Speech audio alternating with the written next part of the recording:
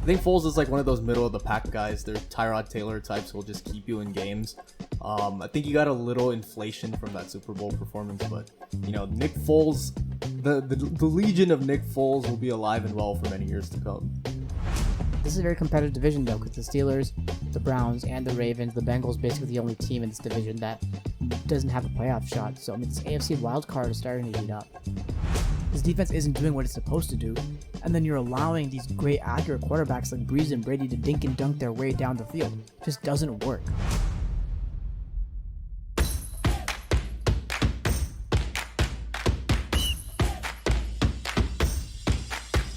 Hello, and welcome to another episode of the Locked In Podcast. My name is Ani. My name is Shri. And we had a great week 5 in the NFL, some crazy matchups. We'll be going over exactly what happened and some, again, crazy matchups, some crazy injuries. Le'Veon Bell just got released, so we'll be talking about that as well. Be doing our usual 2-minute drill and be doing a week 6 preview of the NFL, some even better matchups in week 6. But let's go ahead and start out with what was the first game of the week on Thursday night.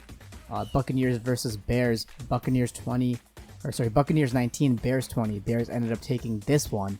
And yeah, it was one really, really close game until the very end, and Nick Foles ended up coming through. There's always some theatrics when Brady and Foles are involved. There's a lot of controversy too with, I think, people thinking Brady forgot what down it was in that last sequence before the game ended. Bruce Arians said he didn't forget, but I think that's BS. I think Brady kind of forgot that it was third. It was clear from the way he said it that he clearly forgot. Right. It's just right. Like he put up number 4 and he was like looking around, and maybe just Khalil Mack had him rattled. You never know, but I mean, yeah, it's very clear to me that he knew what, or he didn't know what down it was. I'm sorry. And so big mistake by the Buccaneers, but the Bears are 4-1 at this point, which is crazy. I think they're like the fraud 4-1 team. Like, it doesn't feel like they are a 4-1 team. Like, you feel like even the Dolphins could beat them on any day. You feel like even the Jaguars could challenge them. But yeah, here they are challenging the Packers for the division right now.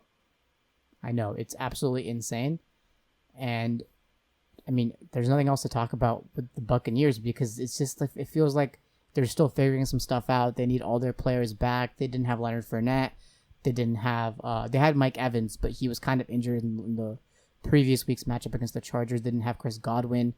So it's just a really bad look for the Buccaneers, but this Bears defense seems to be really, really solid, right? Yeah, I mean, Khalil Mack is having like his usual good year, but it's the other guys like Hakeem Hicks and players like that who are really stepping up and, helping this Bears team look a lot better record-wise than I think they are. I think they're winning in spite of their offense and not because of their offense. So, well, it remains to be seen. Like, well, I think the Bears will be somewhat like a 9-7 team and not this pace that they're on right now. I mean, we'll see what happens. There's still a lot of football to be played, but right now they're record-wise one of the best teams in the NFL. And last week you said that you didn't believe in Foles, and you said they had a quarterback problem. I disagree with that. I stand by my statement. I love Nick Foles, and I think he's gonna lead this Bears team to victory. I think it's an easy alternative to love Nick Foles when your other option is Mitch Trubisky. I think Foles is like one of those middle of the pack guys. They're Tyrod Taylor types who will just keep you in games. I think you got a little inflation from that Super Bowl performance, but Nick Foles, the legion of Nick Foles will be alive and well for many years to come. I don't believe that Nick Foles is anywhere in the league of Tyrod Taylor. This is no insult to Tyrod Taylor. I just believe that Nick Foles is supremely better than Tyrod Taylor, but yeah. Let's move on from the Bears because I don't want this to become a little Nick Foles praise session or a Tyrod Taylor roast session. We don't need any of that for either of these two players. Let's talk Jaguars Texans, and this is the Texans' first win. They won 30-14, first win since the playoffs last year. So I think the Texans are a better team than what their record is. They're kind of like inverse Bears for me. Like, I don't think they are a 1-4 team. But here they are struggling. Bill O'Brien got fired, which we went into great detail on in a previous episode. So we're both happy about that. Happy for Deshaun Watson. Like, I feel like he's finally going to have the chance to work with coaches who reward him for what he is and not give him like a plastic offensive line to work with. I mean, I think the offensive line is still pretty shabby, but they weren't playing the greatest Jaguars team, let's be honest. And Gardner Minshew didn't have his greatest game. But I mean, I think still think for the Jaguars, there's a lot to look forward to. Robinson's been looking really good. Chark's been playing well. You have Chenault, who's been a really good rookie for them. And so on the offensive side of the ball, they have the pieces to me, it seems like. And they have Keelan Cole Sr. It's just that the execution is not always there week to week, right? And we saw how bad they looked against the Dolphins and even this week against the Texans, who don't have a very good defense. And the Texans have probably the worst run defense in the league, and Robinson didn't have like a 200-yard game that I thought he would, right? So I just don't think – I think the Jaguars' problem is right now the defense and also maybe even the offensive coaching, because I think Gardner Minshew's potential is maybe being wasted, but he still has a lot to develop. But with regards to the Texans, I mean, it doesn't seem like it'll be a good season for them. I think, honestly, they should just play how they're playing.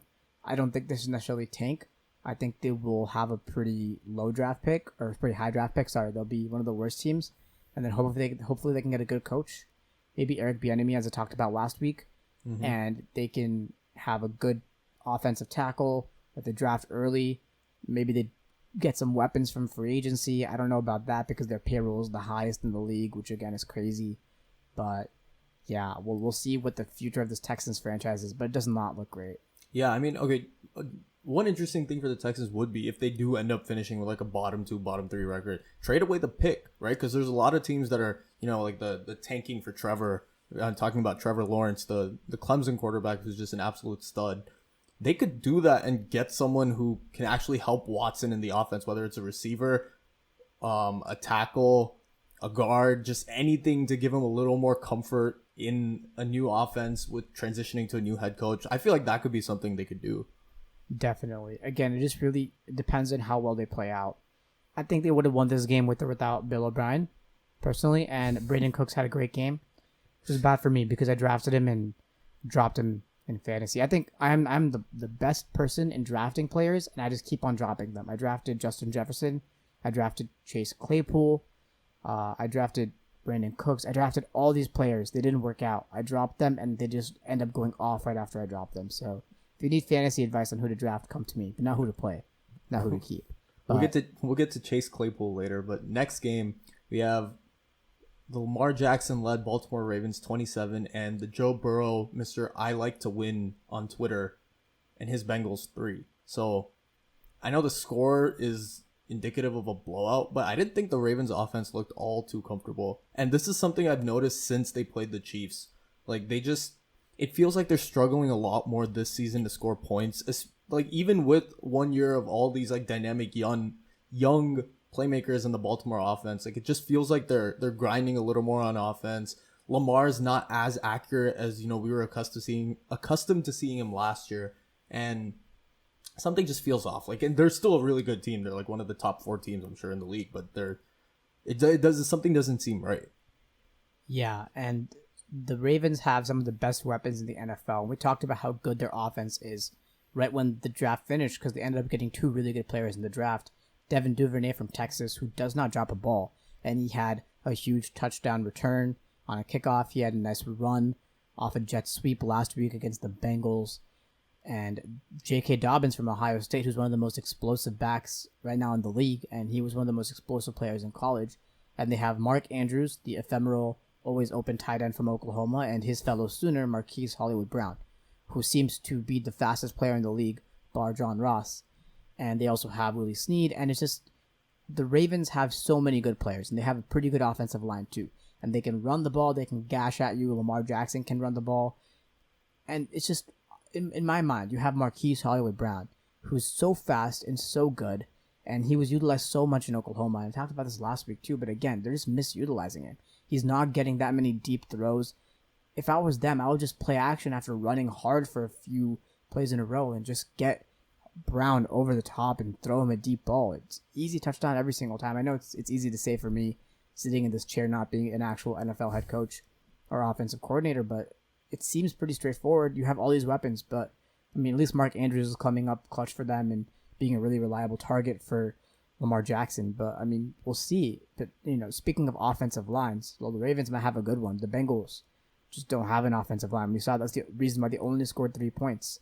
And it's because that Baltimore defense was just too stifling for the offensive line of the Bengals, and I feel bad for Joe Burrow. I think, will he survive until next season? That's a question we legitimately have to start asking. No, and we also have to give credit to Baltimore's defense with Marlon Humphrey really making a case for Defensive Player of the Year. And this is just early season, 5 games, but he's been rewarded with his contract extension, and he played really well. He forced that fumble that Patrick Queen eventually ended up taking to the end zone, which is just awesome to see because you have one of your franchise guys and one of your draft picks who I think Patrick Queen is panning out great for them. Like, I think he's going to be one of their foundational pieces moving forward. So, yeah, I mean, as for the Bengals, I'm still waiting for an AJ Green sighting. Like, are we at that point where we should just talk about him as a has-been, or do you think there's just any more left in the tank for him? It seemed like coming into the season, it was going to be good.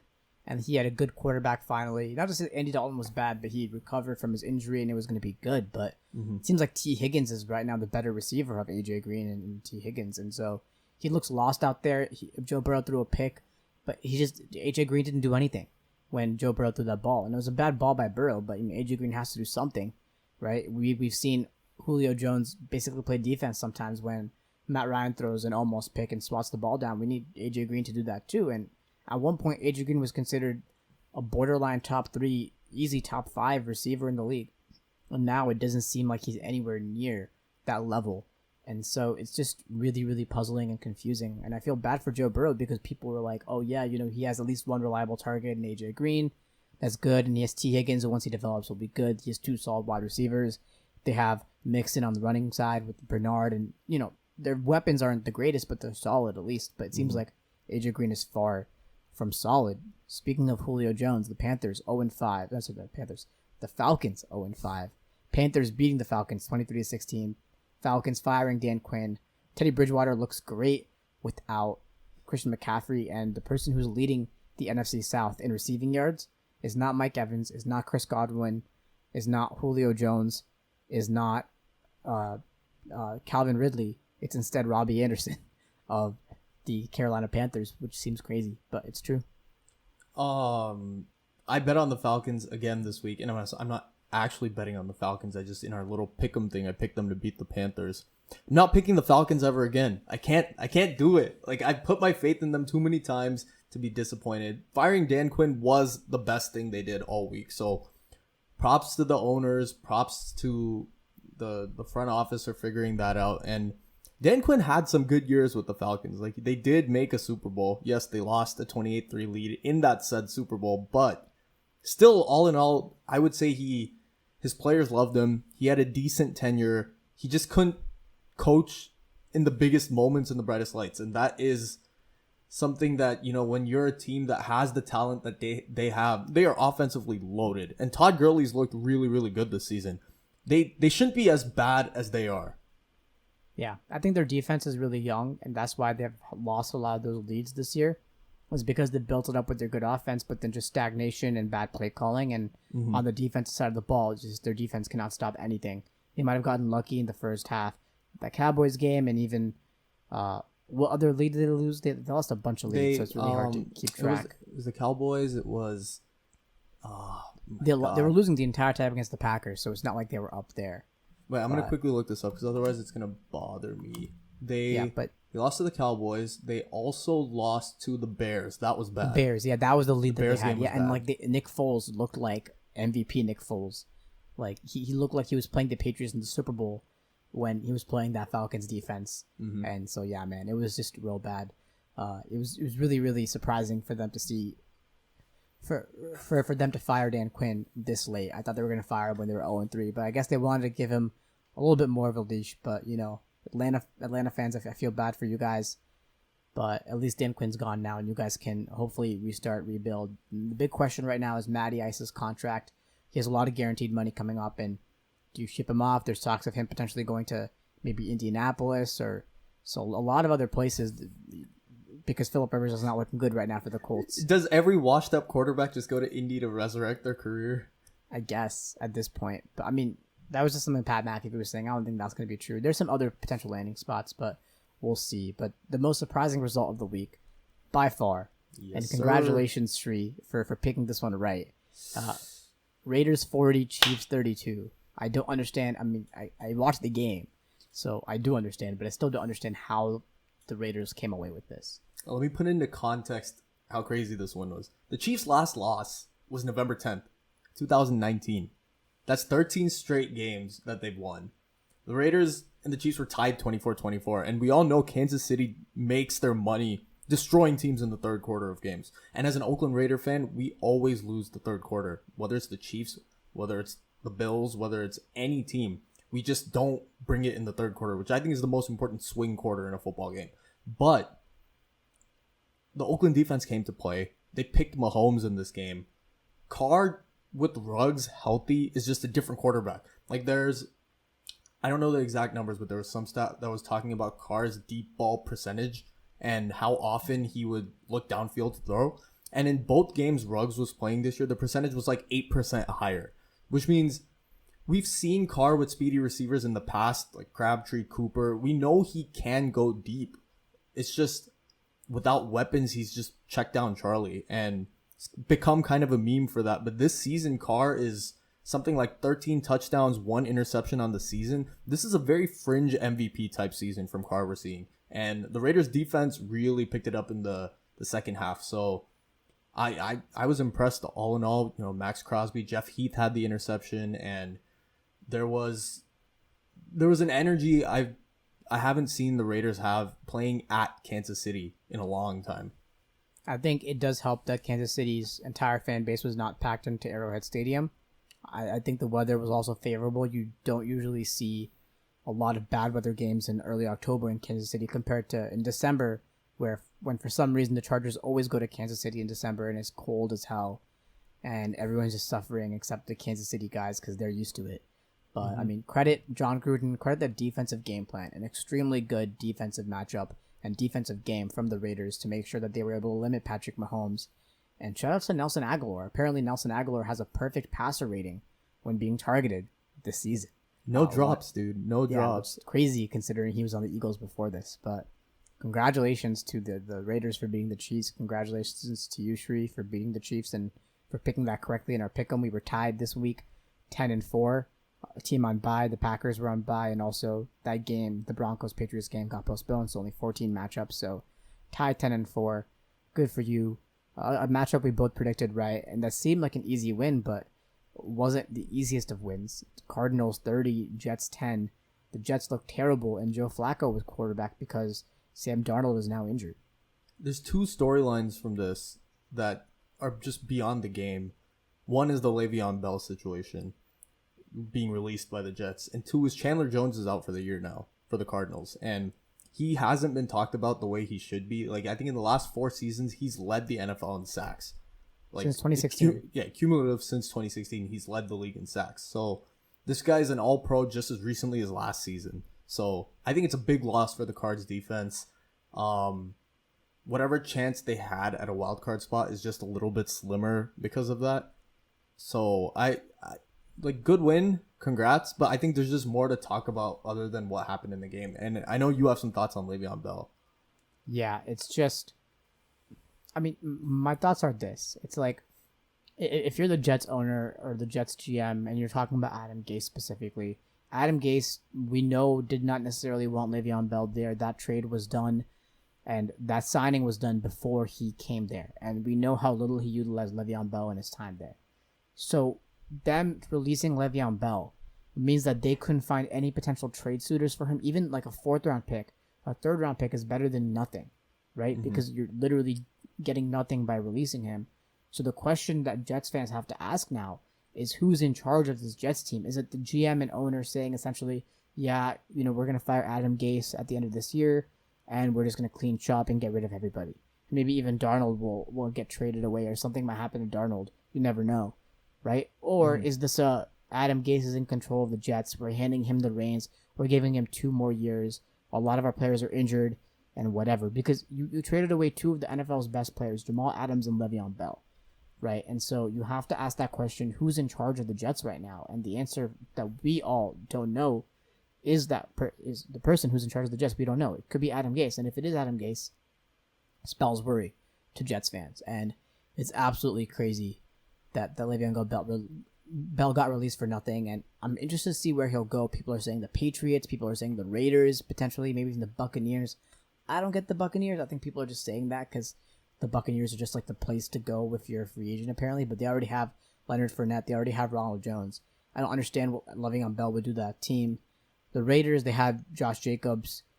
They have Jalen Richard. So I think even adding Le'Veon Bell would be good, but Richard he doesn't play like Le'Veon Bell because no one plays like Le'Veon Bell, but he's a smaller, shiftier guy, whereas Josh Jacobs is more of a down the field, head down, sort of ground and pound type of running back. So we'll see. The Patriots could definitely use him, I think. Would be great seeing Cam Newton, Le'Veon Bell. So a lot of potential options. Whoever gets him is going to be really lucky. What do you think about Le'Veon on the Chargers? I would really like that. Objectively. Just objectively. I'm not just asking that.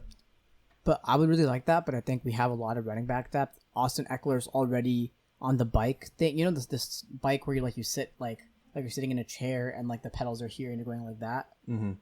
Like he's doing that bike already. So Austin Eckler looks like he might come back 2 weeks from now. So we have a bye week, the Chargers this week. He might come back like a few weeks. He was like he's on the injured reserve, but that's only a 3-week list now, right? I think if it was the regular thing where it was like you're out for a long time, he wouldn't be on that because his injury looks serious, but he seems to be recovering quite well. And seeing him on Twitch, he's talking about how he feels a lot better. And we have Justin Jackson and Joshua Kelly, and the Chargers play two of the best run defenses in the league, the Buccaneers and the Saints. So it's like our running numbers don't look the best, but because we play two of the best defenses, right? So I think we're kind of stacked already in terms of running back. I don't feel like I tweeted we want Le'Veon Bell, but I don't think it would be the best fit because if Eckler comes back and you have Le'Veon Bell and you have Justin Jackson and Joshua Kelly, it's just like too much, you know? Mm-hmm. There's a lot of teams that can use him. I think he's going to end up just signing with a contender because at this point, like, Le'Veon's career thus far has been pretty incredible in terms of his raw statistical output, but he hasn't had that, like, deep playoff run. Like, the Steelers always went, like, 1, maybe 2 games, but he hasn't made a Super Bowl yet, has he? No, he's not. And people are talking potentially that he might sign with the Steelers again, so we'll see about that. That should be fun. That would add a wrinkle to the Steelers offense that already looks pretty good. And we'll talk about them next as they beat the Eagles 38-29. Chase Claypool had one of the best days for a wide receiver you'll ever find in the league. 4 touchdowns, four touchdowns. Insane. It's like the Steelers just pick up wide receivers off the scrap heap and turn them into superstars. I don't understand how they do this every single year. But the Eagles, again, Carson Wentz looked very shaky. 2 touchdowns, 2 picks. Again, he's throwing to a bunch of rookies and cast-offs, and I think a rookie target right now is his favorite receiver. I'm forgetting the name of the guy because he's literally only been playing for 2 weeks. But if you want to help me with that, I don't know what the Eagles' future is in an already weak division. Like, yeah, they're only 1 game back of the Cowboys, and with the news that came from the Cowboys game, which we'll get to later, devastating news. The division is still in reach for the Eagles, but is there even a point? Like, is Carson Wentz the answer? Do you just move to Jalen Hurts for a couple games to kind of figure things out and see if players respond better, if the offense looks a little smoother? I don't know. Travis Fulgham is his name, I think. Right. Yes. Yeah. And the Eagles' offense looks... they scored 29 points. The Steelers' defense is pretty good, so I think their problems are more on the defensive side of the ball than anything. Because even in that game against the 49ers, their defense looked really good, and their offense actually played pretty well. But in some earlier matchups, they just gave up a lot of points. They're like, it just fluctuates. So one week is their defense that looks bad, 1 week is their offense that looks bad. Really confusing. I think it should still like wait in. I think Carson Wentz is going to be better than Jalen Hurts in terms of an NFL ready quarterback. I have some faith in Carson Wentz, but I mean we'll see what their quarterback situation is like. The Steelers look really good though, and I think they might have a really good chance of making the wild card. I don't think they'll win that division because they got Baltimore. So again, the Steelers look pretty good. The Rams look really good, winning 30-10 against the Washington football team. The Washington football team looks pretty garbage. The Rams swept the entire NFC East, which is crazy to say, but they did that. And the Washington football team ended up starting. I keep on saying Josh Allen. It's not Josh Allen. He got injured. The quarterback for... No, Alex Smith came in. No, he was the second stringer. Yeah, who was the guy that started? Kyle Allen. Kyle Allen, not Josh Allen. Kyle Allen. No, Kyle Allen Kyle. started. He got injured. So Alex Smith came in, ended up playing, completing a pass. That's not the only thing he did, but he completed a pass, which is amazing. His recovery is amazing. Shout out to Alex Smith, his family. He's been through a lot, and the fact that he's on the football field again playing is something that's crazy. No, I love it because the man literally almost died from an infection after he broke his leg. And the first game back, and he has to deal with Aaron Donald. That just doesn't sound fun for a quarterback coming off a life-threatening injury and playing his first game in nearly 2 years. Props to him. That's one of the bright spots from a pretty miserable day for the Washington professional football team. Definitely. Shout out to him, and shout out to the Washington football team for allowing him to stay on and being with him through that journey. You know, it was a lot, and the fact that he came, you know, from the Chiefs, and then all that stuff happened with Mahomes, and I'm just really glad that he's back in the league, and he's still a good quarterback, I think, and I still think he has potential, so we'll see what happens. But shout outs to Alex Smith. That game was pretty much a wash, though. Nothing much really to talk about other than to say that the Rams kind of bounced back to their miserable win against the Giants that they should have blown out, but they almost lost. But good for them. The Dolphins blew out the 49ers, and that is a pun because Dolphins have blowholes. But 43-17, the 39ers that had Jimmy Garoppolo back. When we did our pick'ems, I predicted the Dolphins would win. I thought they wouldn't have Raheem Mostert back. I thought they wouldn't have Jimmy G back. They had both those guys back, and they played even worse than they played against the Eagles. And the Dolphins, Fitzmagic look really good. And it's hilarious that Jordan Howard and Matt Breida barely got any carries compared to the Dolphins running back Myles Gaskin. That's Myles his name. Gaskin. Got it. Yeah, he looks really good. Myles He doesn't Gaskin, look really good. He looks pretty good. former UW guy. So shouts Go out to Huskies. him. Yes, go Huskies. I don't even know what to say. Like Jimmy G's interception, he was just sailing throws, and that's one thing when you're a quarterback coming back from an injury. Your tendency is going to be you just have a little more adrenaline. So you're going to sail throws you normally don't sail. But this was just horrendous. Like he was sub 50% completion percentage. He had no idea how the offense was running. I'm pretty sure. At least that's what it looked like. The Dolphins looked pretty good, and they're a feisty team. Like they don't look like they're just tanking. So I have hope for the Dolphins, and the Niners look more like what I thought the Dolphins were going to be this season. Definitely. And I mean, now the question for the Dolphins is when do they put Tua in? Because the Dolphins are playing badly. They'd have no incentive to keep Fitzmagic in, but they're winning games, and they seem pretty good, and they could be second in this very competitive AFC East with the Bills and the Patriots if they hit a hot streak, right? Mm-hmm. So you never know. They probably won't make the playoffs, let's be honest, but they still look pretty good. So the question is, when do you put Tua in? Because Justin Herbert looks really good. Joe Burrow looks pretty good. So people are wondering, do the Dolphins make a mistake about Tua? If he doesn't even get to play this year and it's purely because of injury, then maybe they did make a mistake. Who knows? Too early to tell.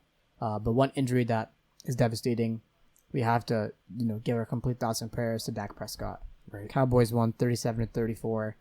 It was a big lead by the Giants, and then the Cowboys started coming back, and Dak Prescott had one of the most horrific injuries I've seen in professional sports. I think it's personally worse than what I saw with Gordon Hayward, because, and this is not because I watched that Gordon Hayward clip live, but I think Dak Prescott's injury was just as bad, but he had to snap his foot back into place himself.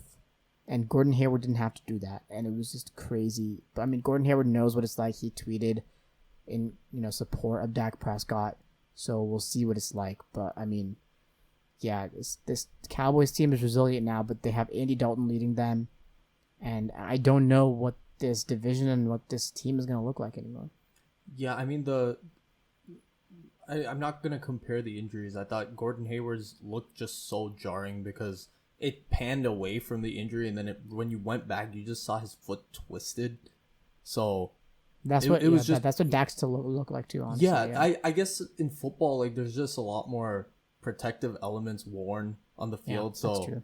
It's just like the severity of an injury doesn't look as bad until they zoomed in on Dak's leg. And at that point, it was just, oh my God, that looks awful. Like I noticeably yelped when I saw that play happen. Yeah, hope comes back from this. A lot of people are going to talk about how he should have taken his money. I think that's BS and a very retrospective take. Like if it's like a prove it year and he took the franchise tag and everything, he was on pace to throw the most yards ever in NFL history. So I think that's one thing. He was the only reason the Cowboys were in games. So I don't know. I don't want to discuss that aspect too much, but yeah, this is rough. I think if I'm ranking like sports injuries, the Kevin Ware Louisville injury is like 1. That's just brutal. Actually, I forgot about that. That has to be number 1. Yeah, and then probably either the Gordon Hayward one or the Paul George Team USA scrimmage injury where he broke his leg, and then this Dak injury. Those are the 3 I've seen worst like live, like while watching a game. Yeah, all really, really bad. So again, shouts out to Dak Prescott, thoughts and prayers. His surgery was successful, so he had surgery that day on Sunday, and so he's recovering. So hopefully he's back next season. We'll see what happens, but it seems to be not as bad as an injury as we thought it might be. Not like an Alex Smith type life-threatening injury, career potential ending. Not like Joe Theismann, which is good.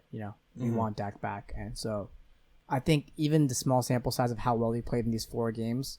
And I know that you didn't really want to talk about the money aspect of it, and I don't want to either, but I mean, it kind of has to be brought up. I think he will get paid, and I think you saw how much he meant to the team. You saw Zeke putting up, number 4 when he scored that touchdown, and just it means a lot to that team. And so, again, really hope that this franchise gets their star player back. And I don't think I'll ever be sympathetic towards Cowboys fans, but I mean, the Dez catch and now this, it's just, especially this though. This is absolutely. It's a lot horrific. of bad luck. Yeah, and just so it should never happen to anyone. But on a more lighthearted note, Phillip Rivers is still Phillip Rivers, still throwing picks. He's thrown the most picks in his own territory, even more than Jameis Winston, which is crazy. He's thrown the 3rd most picks since 2018, only 3rd to Jameis Winston, who only eats W's, and Danny Dimes Jones. So it's actually crazy. This Browns defense looks good. This Browns offense looks good. And yeah, the Colts, I mean, I thought they were supposed to be really good. They're missing a few of their weapons on offense and defense, but still, I mean, their offensive line is pretty solid. They have Jonathan Taylor. I just don't know what went wrong. Yeah, I mean, the Colts shot themselves in the foot a lot this game, and I credit a lot of that to the pressure from Myles Garrett and that Browns front. Like, Myles Garrett is probably a top 3 defender in the league. And last season, I think a lot of the shine of his game was taken away because of the Mason Rudolph incident where he literally beat him with a helmet on the head. So I think that took away from a lot of the defensive brilliance that he actually brings to the table for that team. So I really like what the Browns have been doing. I said before the season, it felt different than last season when I thought the Browns would be good. I thought all the pieces were really coming into play. And the biggest thing for me is that they found a way to make Odell Beckham Jr. a prominent piece in their offense instead of just one of their receivers. Like last game, he rushed for a touchdown. He was involved in some trick plays with Jarvis Landry. He made himself a dynamic downfield receiving threat. And it's just more the Odell we kind of expect instead of the one that's, I don't know, been hidden in Cleveland almost. Definitely. I agree with this, and the Browns look good, and I was definitely wrong about that. So, mea culpa, and we'll see how well they go. This is a very competitive division, though, because the Steelers, the Browns, and the Ravens, the Bengals, basically the only team in this division that doesn't have a playoff shot. So, I mean, this AFC wildcard is starting to heat up. Mm-hmm. So, we'll see what happens. Vikings, Seahawks, Vikings 26, Seahawks 27. A lot of controversy in this game. Seahawks managed to come back, and all because Mike Zimmer and the Minnesota Vikings decided to go for it on 4th and 1. And for those that are watching the YouTube, the video version of this, I'll put up this tweet, this image on the screen. You guys can see it right now. Alexander Mattison had a wide open gap. I think it was the right call for them to do this. I think that if he just ran right, instead he ran left, ran into the pile, got stopped. If he just ran right and just dove, they would have for sure gotten this first down, and they could have extended the drive even more. But sadly, that didn't happen. Russell Wilson had enough time to go and score the touchdown and throw it to DK Metcalf. And sad loss for the Vikings. I don't think it was necessarily their... I mean, it was their fault. Their defense played terribly in that last drive. But if I was Mike Zimmer, I'd do that again because Your offensive line had been dominating that defensive line all day. You'd been rushing all over them. Madison had a huge run before that, which what led to that, right? Madison had like a 25, 30-yard gain. And so if he just made the right cut to the right, it would have been game over. Yeah, because the gap was just wide open. Like, he just had to follow his blockers and he would have converted.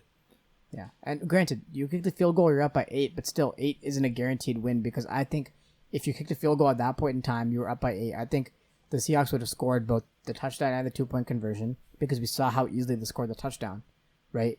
So, I mean, it's a gamble, right? Going for that on 4th down, but you're putting your trust and your faith in your defense, and it just didn't work out. But I don't think it was necessarily a bad call.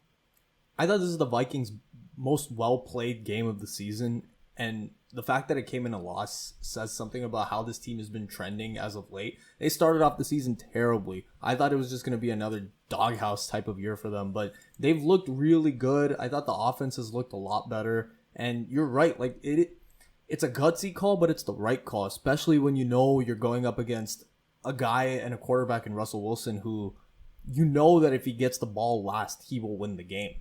And you don't want to take a chance to give him an easy win. So I get the logistics in going for it, but it just if you made the right cut, it's another story we're talking about, and we're talking about how the Vikings are making this late charge and how they're a team to watch moving forward, but now they're 1-4, and it doesn't feel like they're a 1-4 team. Yeah, and if you're a Vikings fan, you have some hope because Dalvin Cook could be coming back soon. But honestly, the coaching is not terrible, and at least you have a coach that's willing to take risks, and rather have that than the Chargers, who have a coach that isn't willing to take any risks at all. The Chargers lose a close one. What was it, 27-30? 27-30 on Monday Night Football. Here's a clip of me predicting what was going to happen last week when we were doing the 2-minute drill previews for this week's games. This is exactly what I predicted. Take a listen. Yeah, so I predicted it straight on, 20-10 halftime lead we had, and we gave it up. And instead of what it was, the 38-35, I gave the Chargers too much credit. I should have realized that we would never score that many points in the second half. Yeah, Anthony Lynn is way too conservative of a coach. And I just want to point up one stat. The Chargers have lost 12 one-score games in the last in the last 2 seasons, and 13 of the last 15 games, the Chargers have lost. 13 of the last 15 losses the Chargers have lost by 1 score, and it's all been with Anthony Lynn at the helm of the Chargers. Even Aaron Rodgers today on Pat McAfee's show said there's something wrong with the Chargers. They have a losing culture because we keep on losing these 1-score games. And so I just want to go on a quick rant here for a second as a Chargers fan wearing my Chargers jersey. The offense is simply too conservative when we're up. In both the game against in all 3 games that we were up against the Chiefs, we were up against the Buccaneers, and we were up against the Saints. Once we got that lead, we were way too conservative. We had the ball with 2 minutes and 20 seconds left in the first half. In the second quarter, right before the 2-minute warning, and Anthony Lynn ran a draw play on 2nd and 15. We ended up punting the ball, and the Saints had a 2-minute drive and ended up scoring a touchdown, and that's what brought it from 20-3 to 20-10.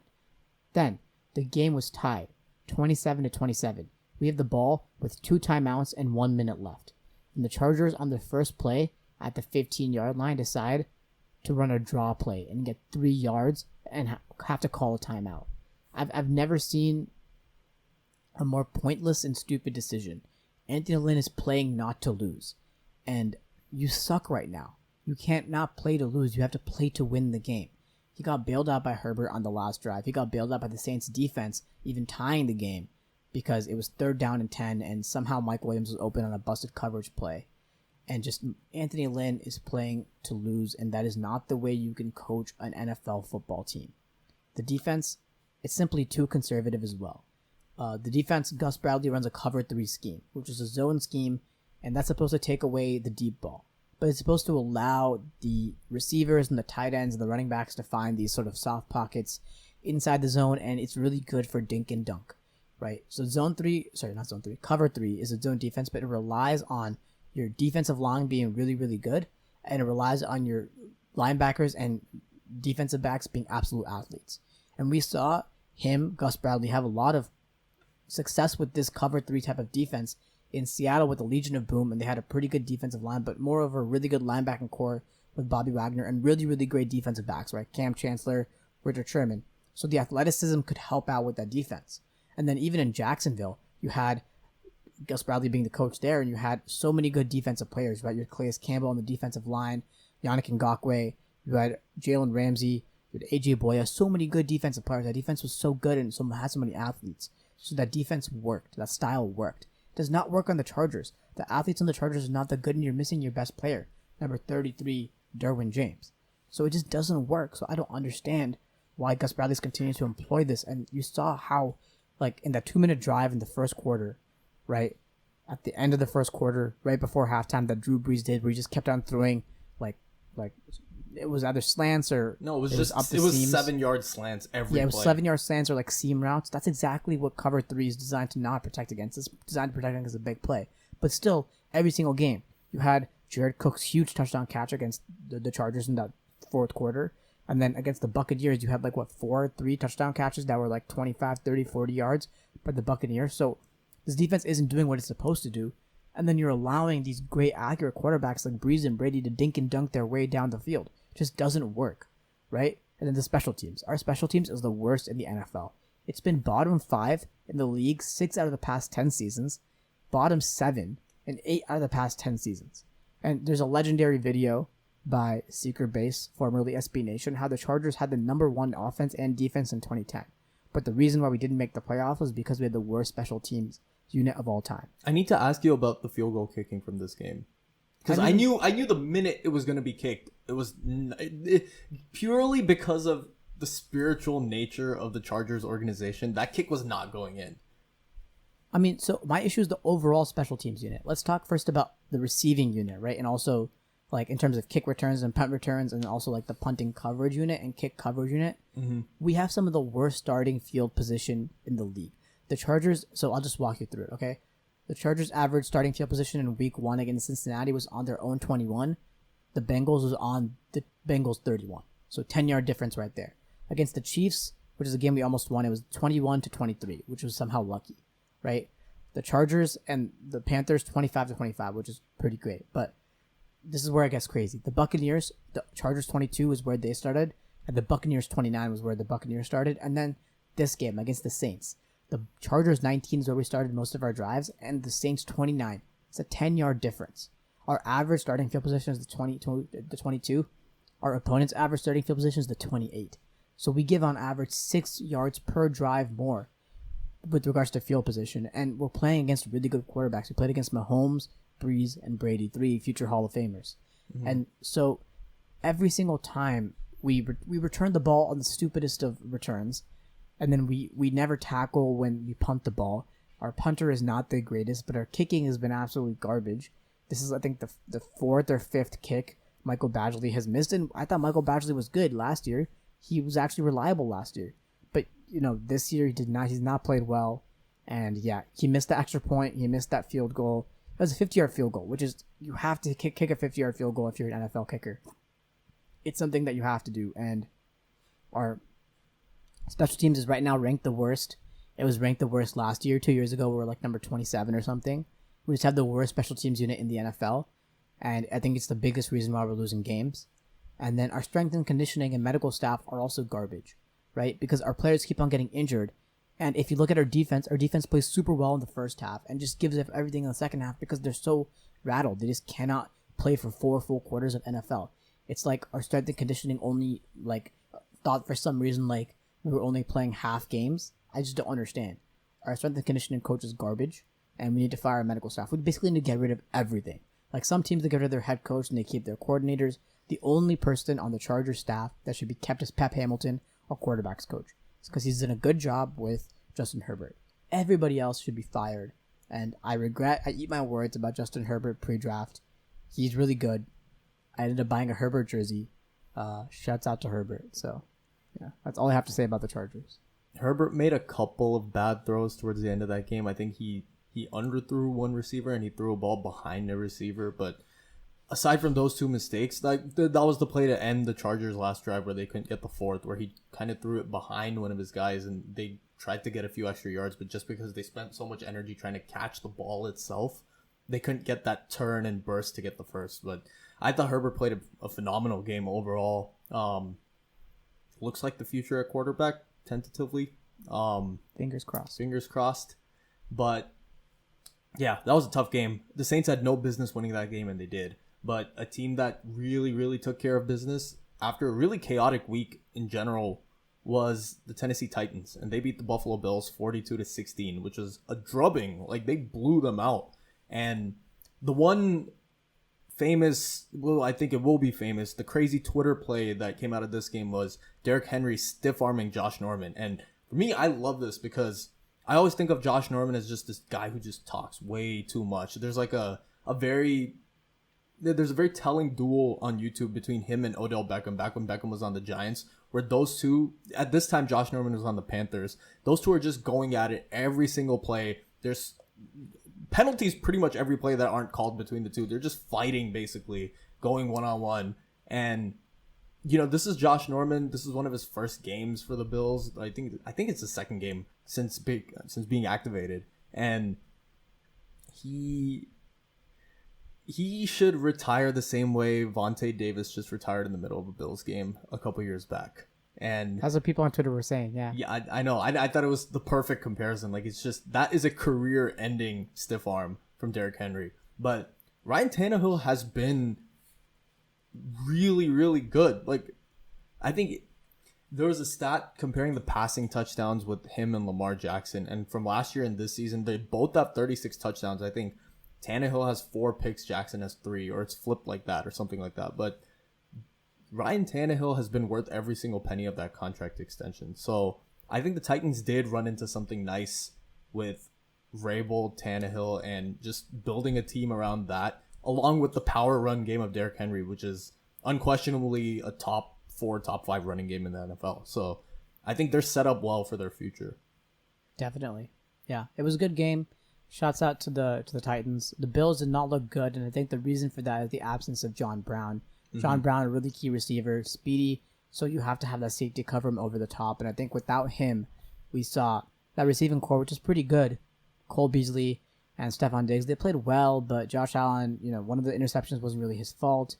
And then you could really see that they needed John Brown. So a desperately needed win by the Titans in terms of morale. And you saw the Titans saying all the stuff about how they were the underdogs and how people doubted them and whatever. And I think it's kind of BS because, the commissioner in the NFL said they did nothing wrong, but I still think they had to have done something wrong to get that COVID outbreak inside their facility. And it's just, I don't think you can talk trash and say you're the underdog like that. I think that this game was honestly harder on the Bills because they didn't know who they were playing. Right. So difficult, but yeah, that wraps up a really, really good week 5 in the NFL. Now moving on to week 6 in the NFL, we have some great matchups. Starting off, there is no Thursday Night Football because of the scheduling changes and stuff, so we have to start off on Sunday. Texans, Titans. I have the Titans winning this one. I think the Titans will easily take this one. They seem to be on a roll. Although they just played on Tuesday, I think the Texans are still really beat up, and I don't think the Texans are going to be able to pull this one through. This feels very trap gamey, so I'm going to go Texans. Wow. Okay. Ravens, Eagles. Easy money win for the Ravens, but you never know. Maybe the Eagles play really well against good teams. No, the Eagles don't play well against anybody. Baltimore's going to win. Falcons, Vikings. This is the trap game of all trap games because this seems like a game that the Falcons really could win. It really depends on whether Dalvin Cook is playing or not. I still think the Vikings are going to pull this one through, but it's like bad coaching versus bad coaching, so you never know. We're calling this a trap game, and the Vikings are 1-4, and the Falcons are 0-5. This is just a bad game with I'm not betting on the Falcons. I told you I'm going Minnesota. This is a difficult matchup now. The Browns and the Steelers, two really good teams, two division rivals. It's just a really, really close game, and so it's tough for me. If you go Steelers, I'm gonna go Browns. Yeah, I'm gonna have to go Steelers. I just don't trust the Browns. I'm gonna pick against the Browns almost all the time. So no, I think this year's Cleveland team is different. Bengals versus Colts. I'm gonna have to go with the Colts again. I put my faith in them in the beginning. I think the defense is a little bit too good for Joe Burrow. Yeah, the Colts defense has been shining this season, but this also feels like one of the few games the Bengals can actually win. But I'm still going Indy. Another difficult game to choose, the Jaguars and Lions. This is really tricky for me. I'm going to have to go with the Jaguars, but I might be wrong here. What if Matt Patricia pulls something over us? No, I'm gonna go with the Lions because their team has looked much more competent as of late. Bears, Panthers. Again, another tricky one. This is like the matchup of the week of tricky matchups.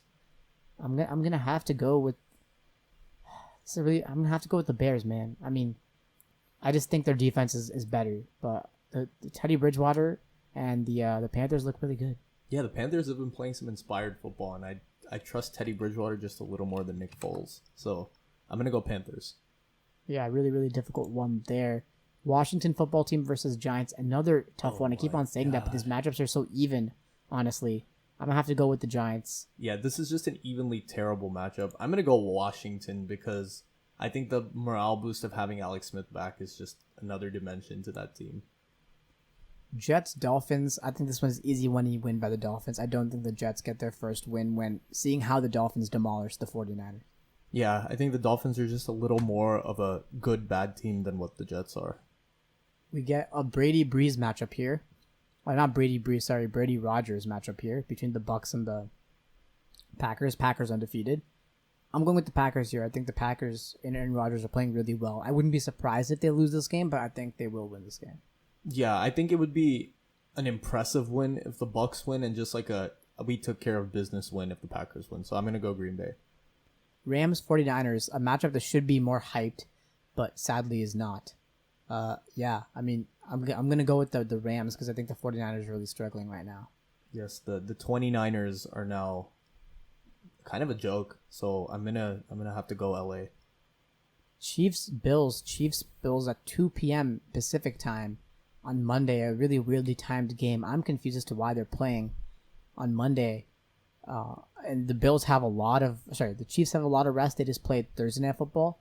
Or no, they didn't. Never mind. That was 2 weeks ago. The Chiefs have regular rest. The Bills have very little rest. Yeah, because the Bills played Tuesday. Yeah, but like the Titans have even less rest, right? Because the Titans played on Tuesday. They're playing on Sunday. So crazy weird timing. I'm gonna have to go. This is a close matchup again. I mean, we'll see if. I don't know. I think the Chiefs, because I thought the Bills defense was good, but then I saw how the Titans demolished that defense, so I'm gonna have to go with the Chiefs here. This has the potential to be a very kind of what we expected the Lamar Jackson Patrick Mahomes duel to be. I think this has that type of potential with the way Josh Allen's been playing this season. I think this is right now. I think Russell Wilson's the MVP, but I think this game can solidify who's second. Yeah, it's a very interesting game. Cardinals Cowboys. That's going to be on ESPN. The other game is essentially the Thursday Night Football game that's supposed to be on Monday night now. Cardinals Cowboys. I'm going with Cardinals. I just don't think the Cowboys defense is good enough to stop Kyler Murray. Is Andy Dalton the best QB in the NFC East? Yes. Better than Wentz? Yeah, I like Dalton better than Wentz. Right now, I think Wentz is better overall, but Dalton seemed to have a decent game. Yeah, I'm gonna go Cardinals. I just think they have. Oh wait, actually, well, with Chandler Jones out, their defense could take some sort of fallback. I don't really know. I'll just go Arizona for now. But I think their last game is Broncos Patriots, which I don't think we got to. We did. We. Oh no, I missed that one completely. My bad. Yeah, Broncos Patriots. Sorry, I completely glossed over that one. Broncos Patriots. I have the Patriots winning this one. Is Cam back? Cam's off the COVID-19 list, as I most recently saw. So at this point, COVID is just like a 1 to 2 week break for the quarterbacks? I mean, it depends. Yeah, he's going to rejoin the team after COVID-19. Yeah, I mean, it depends, right? These athletes, some of the athletes are really in prime condition, so they can fight COVID off easily. If a lineman gets it, it really depends, right? So you never know. Well, I hope his conditioning is good because he runs a lot as a quarterback, so it's going to be interesting to see how that causes him any problems. But Drew Lock is back and practicing, so I think the Broncos are getting closer to full strength too. Yeah, I think the Patriots take this, though. Yeah. I mean, going to be an exciting week 6. A lot of even matchups. Again, Brady Rodgers is going to be good. Mahomes versus Josh Allen going to be good. Bears Panthers I think going to be a good game. Falcons Vikings going to be a good game. Browns Steelers going to be a really good game. So lots of even matchups throughout the league. Some close calls. It's going to be exciting. Thank you for watching. Thank you for listening to this episode of Locked In Podcast. We appreciate it. Follow us on Instagram, podcast.lockedin, to see our weekly NFL picks. You're hearing them right now, but this is just to see who won every single week. We were tied this week, 10-4. I'm leading the season series, I guess, by 1 or 2 games. So it's close. Maybe this week could bring Shree back into the mix. You never know.